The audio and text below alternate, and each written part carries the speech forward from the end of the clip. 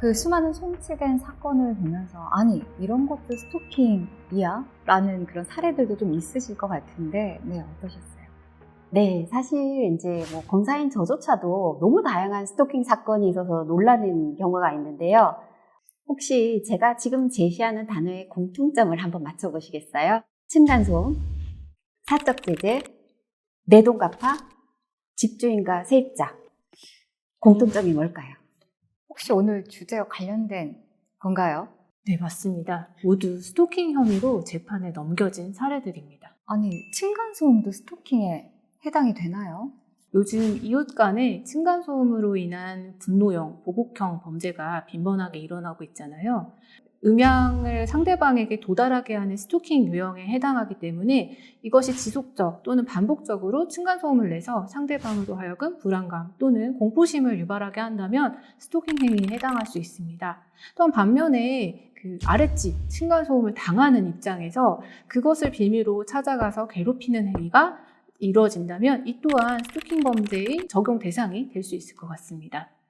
2021년 10월에 발생한 층간소음 사건이 있었습니다. A씨가 이제 윗집에 층간소음에 불만을 품고 약 한 달 동안 벽과 천장을 31회에 걸쳐서 도구로 두드리고 그다음에 고함을 지르고 스피커로 이제 찬송가를 웅장하게 트는 그런 사건이 있었어요. 이런 경우에 그 상대방으로 하여금 반복적으로 불안감이나 공포심을 느끼게 했다라는 이유로 스토킹 혐의가 인정된 첫 사례였습니다. 방금 말씀해주신 사례는 이제 피해자였다가 가해자가 된 상황인데요. 그렇다면 집주인과 세입자의 관계도 스토킹이 적용이 되나요? 네, 적용될 수 있습니다. 한 예로 이제 임차인이 월세를 몇 개월 동안 내지 않으면 집주인이 어떻게 하겠어요?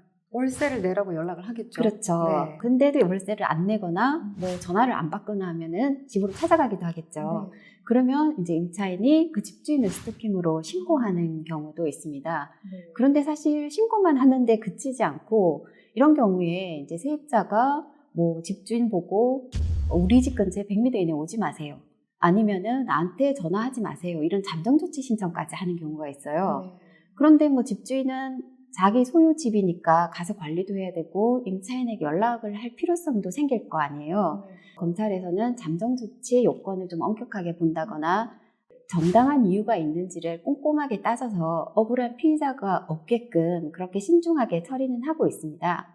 다만 이제 권리 행사라고 하더라도 다시만 밤에 찾아간다든지 아니면은 뭐 폭행이라든지 협박, 주거침입까지 이루어진다든지 그리고 뭐 너무 과도하게 연락한다든지 이런 경우에는 또 정당한 이유가 있다고 보기 어렵거든요. 그래서 이런 행동은 조심해야 할 것 같습니다. 채무자가 돈을 갚지 않으면 이제 채권자가 뭐 연락하는 경우가 있을 수 있잖아요. 돈 갚으라고 하고 근데 연락을 안 받거나 돈을 안 갚으면 찾아가기도 하겠죠.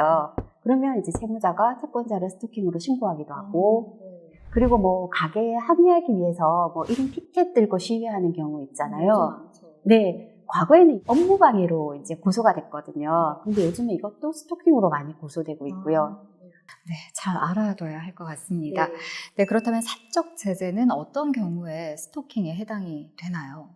사적 제재는 요즘 이제 유튜브나지 온라인상에서 많이 이루어지고 있는데 개인이나 사적 단체가 형사처벌이 조금 약하다라고 생각을 해서인지 그 범죄자에게 벌을 주는 사적 보복 이런 부분에 대해서 사적 제재라고 이제 규정을 할 수 있겠습니다. 이제 최근 온라인상에서 일어나는 그 사이버 스토킹 유형 중에 하나라고 할 수 있는데요. 대표적인 예로는 작년 9월에 그 의료계 집단 행동에 참여하지 않았던 의사 1,100여 명의 신상 정보를 퍼뜨렸던 사직 전공의가 스토킹 처벌법 위반 혐의로 구속된 사안이 있었습니다. 또 작년에 밀양 여중생 집단 성폭행 사건 가해자들의 신상이 온라인상에서 이제 공개돼서 화제가 되기도 했었잖아요. 그때 이제 해당 가해자가 아닌 엉뚱한 사람의 신상 정보가 같이 퍼져서 문제가 되기도 했었죠. 이런 사적 제재 역시 스토킹 범죄에 해당한다고 하겠습니다. 네, 그 좀 전에 사이버 스토킹을 언급을 해주셨었는데 요즘 이 사이버 스토킹 신고도 아주 심각한 것 같아요. 사이버 스토킹은 온라인상에서 벌어지는 스토킹을 말하는데요. 2021년 10월에 처음 법이 만들어진 뒤에 23년도에 법이 개정되면서 새롭게 들어온 유형 중에 하나인데요. 상대방의 허락 없이 개인정보를 온라인상에 배포, 제공, 게시하는 행위, 내 개인정보를 이용해서 피해자인 나를 사칭해서 하는 행위도 이렇게 새로 도입된 사이버 스토킹 행위에 해당한다고 볼 수 있겠습니다. 네, 그렇다면 그 일반적인 스토킹과 달리 사이버 스토킹의 심각성은 좀 어떤가요? 아무래도 온라인상에서 이루어지다 보니까 비대면성, 익명성으로 인해서 피해자가 가해자가 대체 누군지 그 실체를 모르는 경우가 다반사입니다. 그러다 보니까 가해자를 특정하기가 쉽지 않고 그 스토킹 처벌법의 특이점이라고 할 수 있는 피해자 보호도 좀 어려운 측면이 있다고 하겠습니다. 한편으로는 가상공간의 특성상 단 한 번의 그 게시만으로도 광범위하게 확산될 수 있다는 점이 또 유의점이라고 하겠는데요. 스토킹 범죄의 요건인 지속성, 반복성 이 부분을 어떻게 적용하느냐가 이제 판단 기준이 된다고 말씀드렸잖아요. 네. 그런데 이제 단 일회성 행위만으로도 해당 자료가 삭제되지 않고 온라인에 계속해서 남아있게 된다면 당연히 지속성이 인정된다고 할 수 있지 않겠습니까? 그래서 이런 점이 처벌될 수 있다는 점을 유의하면 좋겠습니다. 네, 이 점도 잊지 마셨으면 좋겠네요. 네, 그렇다면 현재 스토킹 처벌법이 갖고 있는 어떤 한계점이라든지 아니면 보완해야 할 점이 좀 있을까요? 그 현행 스토킹 처벌법은 아무래도 신종 스토킹 범죄의 대처에는 한계가 좀 있습니다. 예를 들면 GPS를 이용한 위치 추적으로 계속 감시한다든지 아니면 온라인을 통해서 감시한다거나 몰래 카메라를 설치해서 디지털 기기를 이용해서 원격에서 지켜보는 행위 이런 것들은 스토킹 처벌법으로 처벌할 수 있는지에 대해서 좀 논란이 있거든요. 그래서 향후에는 이런 신종 디지털 범죄에 대해서도 대처할 수 있게 입법적으로 개선을 한다든지 이제 예방할 수 있는 기술적 대응 체계를 마련한다든지 이런 노력들이 병행될 필요가 있을 것 같습니다. 최근에는 온라인상에서 사이버 스토킹이 많이 증가하고 있잖아요. 그런데 추적해서 피해자들을 특정해보면 학생들인 경우가 굉장히 많습니다. 그 학생이 SNS를 많이 하는데 SNS를 만들 때 그 다른 사람의 프로필 사진을 올려놓고 그 사람인 것처럼 활동을 하는 거죠. 사실 이것도 범죄가 될 수 있는데 휴대폰이라든지 컴퓨터 등으로 손쉽게 할 수 있다 보니 범죄라기보다는 그냥 게임이나 놀이 정도로 가볍게 생각하는 것 같습니다. 그래서 이런 학생들을 보면서 좀 느끼는 점이 신종 사이버 스토킹 범죄와 같이 새로운 유형의 범죄에 대해서는 학교나 학부모님들이 제대로 알고 학생들을 좀 지도해 주는 것이 중요하고 그리고 사회에서도 체계적으로 법교육을 병행시키는 것이 필요하다 이런 점을 좀 많이 느끼고 있습니다.